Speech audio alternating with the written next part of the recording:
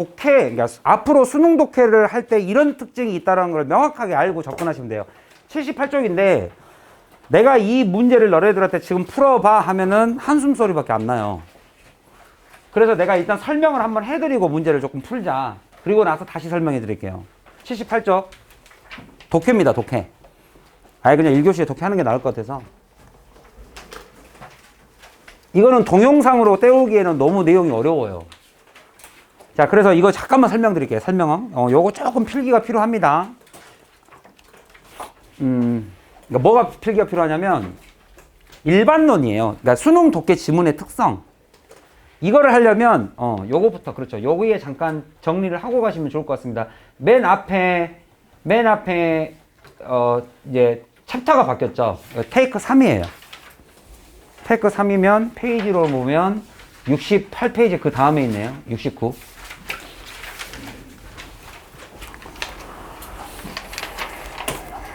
여기다가 조금 정리해두면 좋아요. 뭐냐면 우리가 배웠던 테이크 1, 그죠? 테이크 1 제목 기억나세요?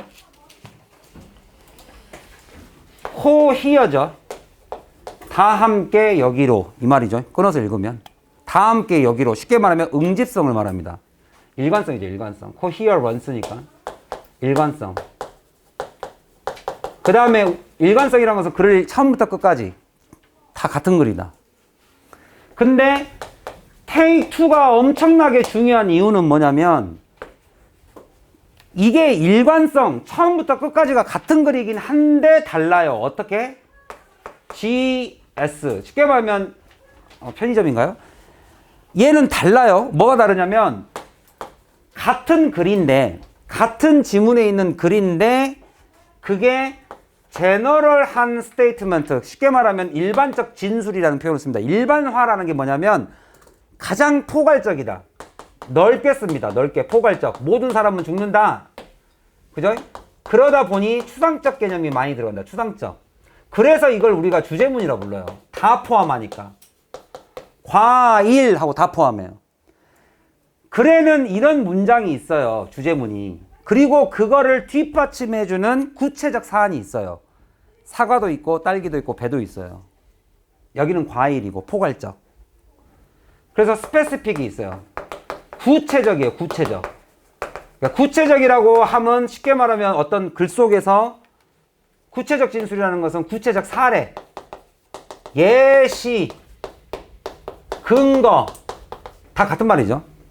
그러니까 다시 말하면 여기가 주장이에요. 그러면 내 주장에 대해서 증명하는 거예요. 야, 내 말 맞지? 야, 모든 사람 죽은 거 맞지? 모든 사람이 죽었으니까 야, 이순신도 죽었어. 이렇게 나와요. 그러니까 내 눈에 꽂히는 건 이쪽이란 말이에요. 이쪽은 뭔가 추상적이거든. 뭔가 포괄적이니까 그냥 뭐 읽어도 잘 모르겠는데 눈에 딱 꽂혀. 그러니까 이게 오답이에요. 왜냐? 구체적 사례는 절대로 그 글의 요지와 주제문이 될 수 없습니다. 쉽게 말하면 수박이란 딸기라는 것이 전체 과일을 표현할 수 없다. 담을 수가 없다. 자, 그래서 여기서 오답이 나와요. 그래서 앞으로 글을 읽을 때 이 테이크 2, 제너럴과 스페시픽, 내가 그 자기주도 동영상을 준 것은 여기 테이크 2에서 가장 쉬운 문제들 2번, 3번, 4번 우리가 앞에서 배웠던 주제들과 좀 비슷한 거, 뭐 과학과 뭡니까? 그 실험, 뭐 주관성, 객관성 이런 것들이 비슷한 것들은 그냥 내가 동영상으로 드렸는데 안 중요해서 동영상을 드린 건 아니니까 그 부분에서 제일 여러분들이 알아야 될 것은 요게 한 지문 안에 있다. 자, 일관성이니까 처음 시작할 때부터 끝날 때까지 다 같은 얘기긴 한데, 그죠? 과일이라는 말을 수박과 딸기로 나타낸 것도 다 일관성이 있는 건 맞는데 그 안에서 주제문과 근거 사례는 분명히 나눠야 됩니다. 그러니까 이걸 하면서부터 학생들이 글을 읽는 속도가 빨라져요. 그러니까 주어 동사 해석하는 속도가 빨라진 게 아니에요. 글을 빨리 읽는다는 것은 해석을 빨리 한다는 게 아니에요. 개념이. 한두 문장을 정확하게 해석을 했는데 이게 포괄적 개념, 그 다음 밑으로 내려갔더니 구체적 사례, 예를 들면 이런 거죠. 예시인데 숫자가 나와, 이름이 나와, 무슨 대학교 교수, 무슨 실험, 무슨 리서처들, 뭔가 구체적 사례와 이름이 나오면 아, 얘는 이거에 대한 서포팅 아이디어일 뿐이에요. 이것 자체로서의 의미를 두지 말라고. 얘는 이 주제문을 서포팅하기 위해서만 존재하는 애입니다. 이거를 증명해주기 위해서 나온 것 뿐이지 얘는 이것 자체로는 의미를 두지 말아라. 이순신 장군 하나 그 자체만으로는 의미를 두지 말아라. 그러면 함정에 빠집니다. 이게. 이거를 구분하는 거였어요. 이게. 그죠? 자, 오늘 이건 뭐냐면 같은 개념이에요. 이게 마지막 이거를 우리가 이렇게 보여지는 겁니다. 이제 이게 여기예요. 이거. 이 단어 설명을 조금 할게요. 논리적 근거라는 게 뭐냐면 논리적 추론입니다. Logical inference는 논리적 추론이에요. 그러니까 그 안에 들어가 있는 의미를 생각하다예요. Infer. Conference가 학회거든요. Confer. 논의하다, 생각하다. Infer는 안에 들어가 있는 의미를 깨달다요. 근데 그게 logic, 논리적으로. 그래서 논리적 추론인데 논리적 추론을 뭐를 근거로 잡냐면 패러테러리즘을 근거로 잡아요. 근데 이 단어의 어원을 좀 알려드릴게. 알겠죠? 이걸 알면 이게 뭔지 조금 느낌이 올 거예요. 뭐냐면 이렇게 우리가 지금 수능은 토플하고 토익이나 이런 거 미국에서 만든 시험하고는 달리 딱 한 문단으로 돼 있어요. 모든 시험 문제가 18번부터 40번까지. 한 문제가 한 문단이에요. 문단. 그러니까 이게 문단의 뜻이 뭐냐면 문단이라는 것이 뭐냐면 영어로 치면 paraphrase예요. paragraph예요. 그래서 오늘 paragraph와 paraphrasing이라는 단어를 이해하시면 수능 문제가 뭐를 물어보는지가 눈에 좀 보입니다. 그냥 단어 공부만 조금 할게요. 단어. 여러분들 혹시 패러렐 아세요? 패러렐이 뭔지 아는 사람? 패러렐. 패러렐 티어리 뭐 이런 것도 있잖아요. 너와 나의 평행 이론 뭐 이런 거. 패러렐이 같은 방향으로 가는 두 직선을 말하죠. 그래서 이게 같은이라는 뜻입니다. 같은. 패러렐, 평행선. 또 이거하고 같은 어원이 뭐냐면 이것도 수능 단어입니다. parity.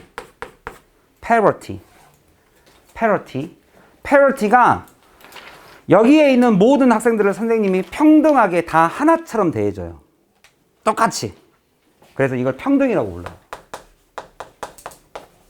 그래서 이 패러의 개념이 결국에는 같은이란 뜻이에요. 같은. 한계. 그러면 한번 보세요. 그래프는 write의 다른 말입니다. photograph 하면 빗으로 그리다예요. 쓰다예요. 그러니까 사진이에요.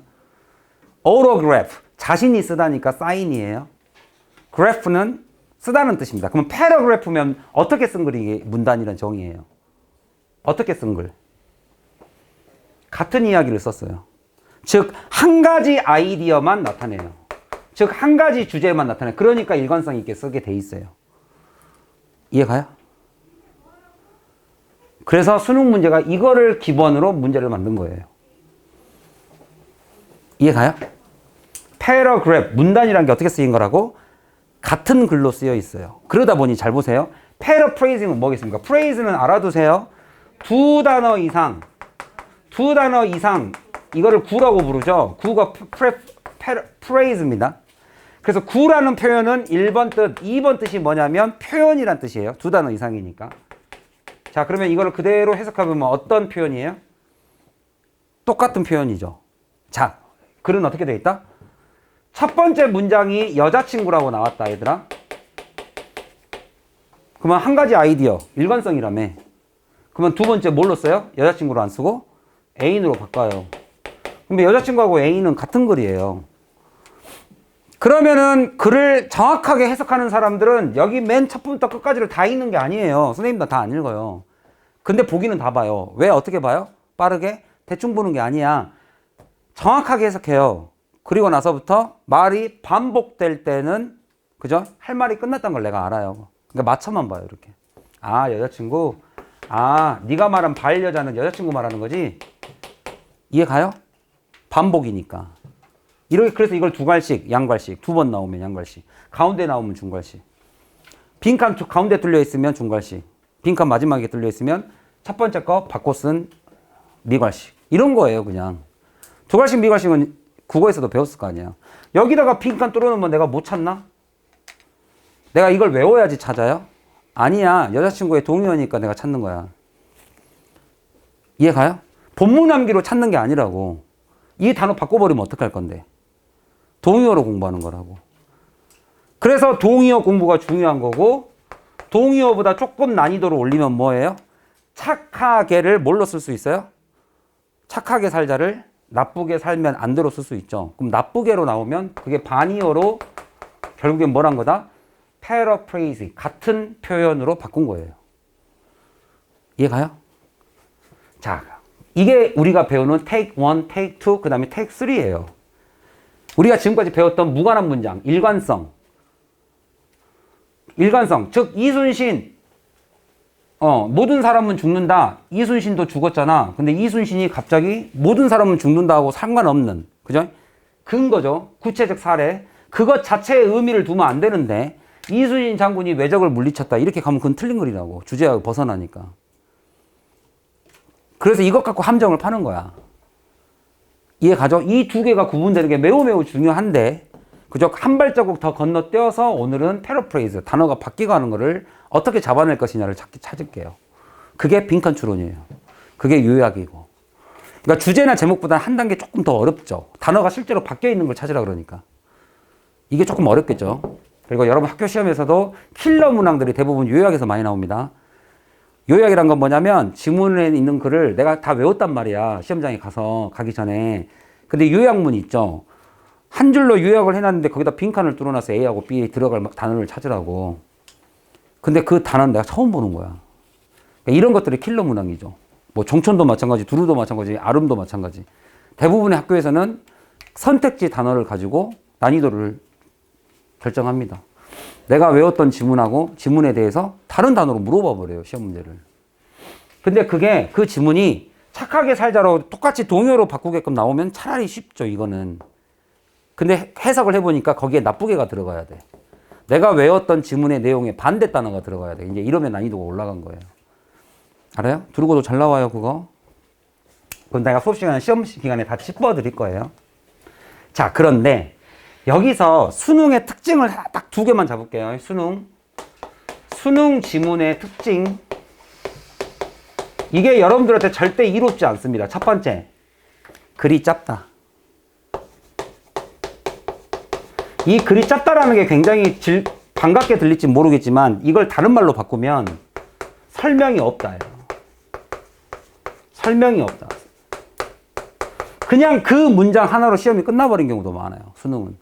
내가 이제 여러분들한테 68쪽 오늘 지금 이제 문제를 풀릴 텐데 이거를 딱 읽고 여러분들이 다 공통적으로 갖는 생각, 이건 3학년도 마찬가지예요. 이 문제 딱 이제 3번 문제를 풀면 뭔 말인지 몰라요. 글이 너무 짧아요. 그런데 수능은 어디서 글을 따왔다? 이 지문 자체를 어디서 따왔다? 논문에서 따왔어요. 주제가 너무 무거워요. 무거운 주제. 심오한 주제입니다. 왜? 논문에서 따왔으니까. 원서에서 따왔으니까. 대학교 교수가 썼으니까. 대학교 교수라는 직업 자체가 자기의 섹시한 뇌를 자랑하는 사람이에요. 그러니까 외모가 이쁜 사람은 외모를 자랑하죠. 연예계 대비해서. 그리고 좀 과하다 싶을 정도의 옷과 화장을 하잖아요. 그래도 우리가 수긍하잖아요. 그 사람들이 여기 와 있다고 생각해봐.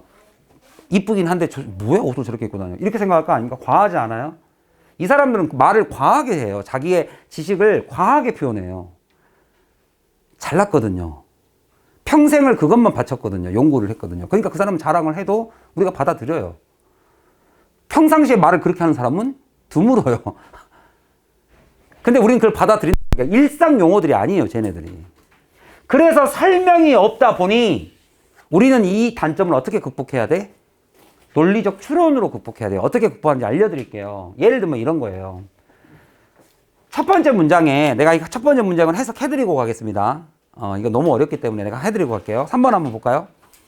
자, 설명이 없고 글이 짧은 거를 여러분들이 어떻게 극복할 수 있는 논리적 근거를 내가 알려드릴게. 자, 봐봐.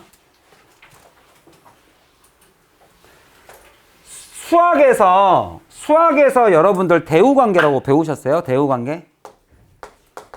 이건 논리적인 이론이죠. 논리적인 거죠. 대우관계. 그러니까 A는 B이다. 이게 참이면 뭐도 참이죠? A는 B이다라고 참이면 뭐도 참이죠? B가 아니면 A도 아니죠. 이거 참이죠. 이건 논리적 관계죠. 그러니까 예를 들면 이런 거예요. 여러분들이 policy making, policy는 정책입니다. 정책을 결정하는 것은 자, 이렇게 보이다. 이게 주격 보호야. 이래 보입니다. 이래 보입니다. 자, object는 형용사로 치면 명사로 치면 해석이 조금 달라요. object는 일단 내가 아니라 대상물이죠. 대상. 물체잖아요. object가 물체. 그러니까 내가 아니라 남이라는 소리입니다. 그래서 즉 이걸 객관이라고 봐요. 객관적이라고 봐요. 근데 명사로 하면 대상물이니까 내가 뭔가를 조준하는 대상이라고 생각해서 관역, 목표라고 해석합니다. 목표. 근데 여기서는 비동사 다음에 형용사니까 당연히 객관적이라고 해석하겠죠. 자, 문제는 여기죠. 여러분들 여기서 어떤 정보를 끄집어낼 수 있어요? 조건이 붙었습니다. when을 뭐뭐 할 때만 생각하지 마시고 뭐뭐 할 때라는 뭐뭐 하면하고 똑같아요. 이거면 이렇죠. 이렇게 얘기했어요. 그러면 여러분들은 수능이 설명이 많이 짧기 때문에 빨리 논리적 관계를 써서 여기서 정보를 얻어내셔야 돼요. 더. 자, 대한민국이 전반전은 잘했어. 그러면 무슨 정보를 얻어내야 돼, 내가? 후반전은 못했다는 걸 빨리 얻어내셔야지. 그래야 이 글이 이해가 가요. 무슨 말인지 알겠나? 글이 작기 때문에 그게 필요해요. 논리적 추론을 하셔야 됩니다. 이 지문에서 벗어나지 않는 내용을 내가 왜곡시키지 않는 범위 내에서는 논리적인 추론을 해서 정보를 더 얻으셔야 이게 이해가 가요, 글이. 정상적으로 쓴 글이 아니에요. 이건 논문이에요. 이해 가요? 자, 정책을 결정한다는 것 자체가 객관적으로 보이는 조건이에요. 그러면 이렇지 않으면 주관적일 수도 있다는 글이 내가 빨리 잡아야 돼요. 그 다음에 두 번째. 이 글을 쓰는 사람이 시각, 입장을 반드시 주목하라. 글쓴이. 이 글쓴이가 이 소재, 뭔가 뭐 정책이라는 것이 소재인 것 같아. 하나의 소재를 가지고 나왔는데 그거를 바라보는 이 글쓴이의 시각과 입장, 즉 다른 말로 하면 이 글을 왜 썼을까? 이 사람이 이거를 칭찬하려고 썼을까? 아니면 이거를 깔려고 썼을까? 이거는 반드시 잡는 게 중요하다. 왜? 부정적 시각이라는 것은 어떤 시각, 어떤 소재에 대해서 부정적인 시각을 가졌다는 것은 이 사람이 이거를 고치고 싶다는 소리예요. 그게 논설문, 그게 논문의 가장 핵심이에요. 논설의 가장 핵심이 뭐냐면 마음에 안 드는 걸 쓴 거야. 야, 이러면 안 되지 않아? 이렇게 쓴 거예요. 야, 대한민국 이래서 되겠어? 야, 중국 너 왜 그래? 이렇게 쓴 거예요. 그러니까 시각의 부정적 의미를 잡는 것이 매우 중요합니다. 이게 여러분들한테 부정적인 개념으로 보이시면 돼요. 네가 객관적으로 보이는 건 좋다 이거야. 근데 얘네들이 사라지잖아. 그러면 이 사람은 이거에 대해서 쓴 거예요. 이걸 문제점으로 잡은 거예요. 야, 이러면 안 되지 않아? 라고 쓴 거예요. 누군가의 힘이 얘를 통해서 이거에 뚫는 전치사잖아요. 그러니까 누군가의 사용을 통해서 이 사람의 파워가 약해지고 있잖아. 라고 부정적 시각을 드러냈으니 여기에 초점을 맞춰서 이 사람의 주제를 찾으면 그 주제가 빈칸으로 바로 들어가거나 아니면 착하게 살자로 가거나 아니면 나쁘게 살지 말자 반대로 가거나. 그래서 우리에게 희망을 주는 거. 그죠? 내가 방금 이런 단점을 우리는 이렇게 풀었다. 나의 논리적 개념과 이 사람의 글쓴이의 입장. 자, 그리고 나서 우리가 이걸 정리해 보니 우리에게는 어떤 희망이 있다? 수능은 오답 시비를 걸지 못하게 만들어져 있어요.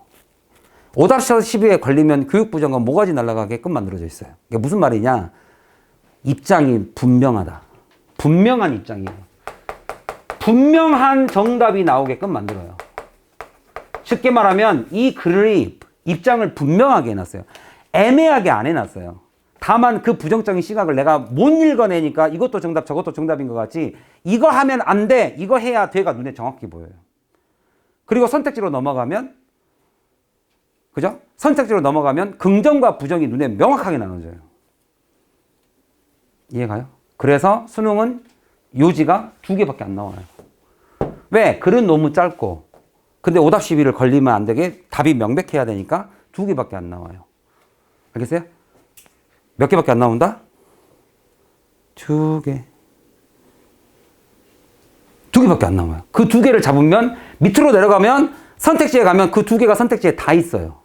이거를 걸러내는 싸움이에요. 알겠어요? 그게 만약에 선택지가 이렇게 돼 있으면 굉장히 시험 문제를 어렵게 낸 거죠. 3대2 정도로 내면 굉장히 어렵죠. 근데 지문이 아무리 어려워도 선택지가 이렇게 나와버리면 시험 문제를 쉽게 낸 거예요. 이건 솔직히 이거는 내가 여기 이 글의 요지만 정확하게 알면 긍정 부정만 정확히 잡으면 되잖아요. 그래서 단문 연습, 여러분들이 지금 독해를 안 하고 있지만 적게 하고 있죠. 안 하는 게 아니라 그 회색 책에 있는 어법책을 우습게 보지 마세요. 여러분들 시험을 딱 4월달, 5월달 또는 기말고사 6월달에 딱 시험장 학교에서 시험지 딱 받으면 지문은 다 알고 있어요. 내가 공부해서 들어간 거야. 근데 선택지 해석에서 결국엔 점수가 갈려요. 5개 중에 하나만 골라야 되잖아요. 지문은 전교생이 다 하는데? 다 하는 지문들이야. 선택지에서 갈립니다. 그러니까 선택지 단문 해석이 굉장히 점수를 주는데 결정적인 역할을 여기가 해요. 그래서 선택지가 어려우면 시험 문제 난이도가 올라간 거예요. 어차피 지문은 거의 다 공개된 거잖아요. 이해 갔어요? 자, 이렇게 설명드리고 문제를 제가 좀 넉넉히 드릴게요. 다른 것은 다만 1분 50초로 풀어야 맞는데 그래도 빈칸은 주제나 제목 같은 데서 시간을 좀 줄였으니까 여기다 조금 쓸 수 있어요. 그죠? 그래서 뭐 내용일치, 도표 이런 것들에서 시간을 짧게 썼으니까 얘는 한 2분 30초에서 40초 정도는 쓸 수 있습니다. 자, 한번 풀어보도록 하죠.